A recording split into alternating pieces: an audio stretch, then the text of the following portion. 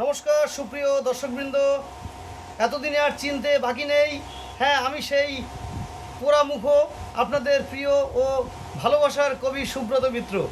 হ্যাঁ, আমার দীর্ঘদিনের লড়াই এবং স্পষ্ট বক্তব্যকে সমর্থন শুধু আপনারাই করেননি, অনেক মানুষ রয়েছেন, তাদের মধ্যে অনেক মানুষ ভেতর থেকে আমাকে প্রাণিত করতেন, উদ্বুদ্ধ করতেন এবং সমাজ চেতনার পক্ষে তারা আমাকে সাহস যোগাতেন এবং তারা অন্যান্য অনেককেও বোঝাতেন, বলতেন।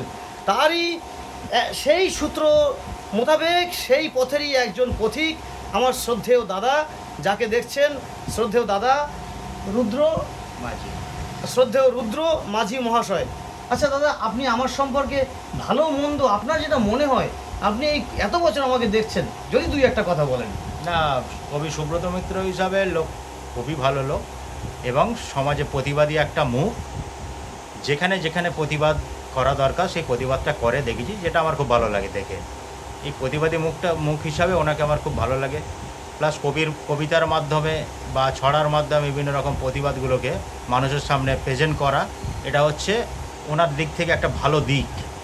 তো সেটা এটা জীবনের ঝুঁকি নিয়ে, হ্যাঁ, এবং আমার সামর্থ্য অনুযায়ী সেটাই আসছি।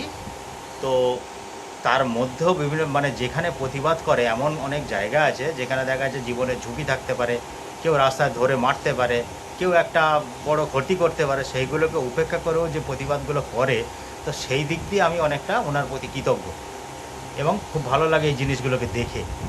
তো এটাই ওনার জন্য যথেষ্ট। আমিও আপনার মতো অনেক মানুষ যারা আছেন, যারা পর্দার আড়ালে থেকে আমাদেরকে সাহস জুগিয়েছেন, তাদের প্রতি সত্যি সত্যি আমিও কৃতজ্ঞ। এবং আপনার যে কৃতজ্ঞতার ভাষা, আপনিও বলতে চেয়েছেন যে আমার মতো মানুষের পাশাপাশি আমাদেরও তো মতো মানুষকে কথা বলতে এবং বেঁচে থাকতে সহযোগিতা করেছেন যারা, তাদের সকলেই সমাজসেবক। কি বলেন? অবশ্যই। ধন্যবাদ, খুব ভালো থাকবেন।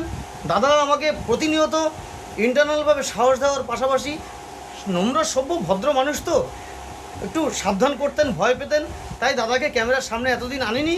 কিন্তু বর্তমানে আর ভয় ভীতি নেই একদম। হ্যাঁ, কোনো ভয় দাদা খুব ভালো মানুষ, মন খুলে এখন হ্যাঁ, খুব ভালো মানুষ। হ্যাঁ, এবং সমাজের পক্ষে, সৃজনশীলতার পক্ষে যারা যারা রয়েছেন যে স্তরে, সকলের এখন উন্মুক্ত, পুরোপুরি উন্মুক্ত এবং মানুষের একটা যেন বোঝা নেমে গেল ঘাড়ের থেকে, এরকম একটা মনে হচ্ছে, একটা হালকা ফিল হচ্ছে মানুষ। আমি আজকে সকালে বলেছি পরাধীনতার শিখলে যেন আর আবদ্ধ ছিল মানুষ এতদিন, তো সেটা একটা উন্মুক্তভাবে বেরিয়ে পড়েছে। তো সেটা খুব ভালো লাগছে, নিজেরও ভালো লাগছে, ঘুরতে ফিরতে কাজকর্ম করতে সেদিক দিয়ে সব দিক দিয়ে ভালো লাগছে।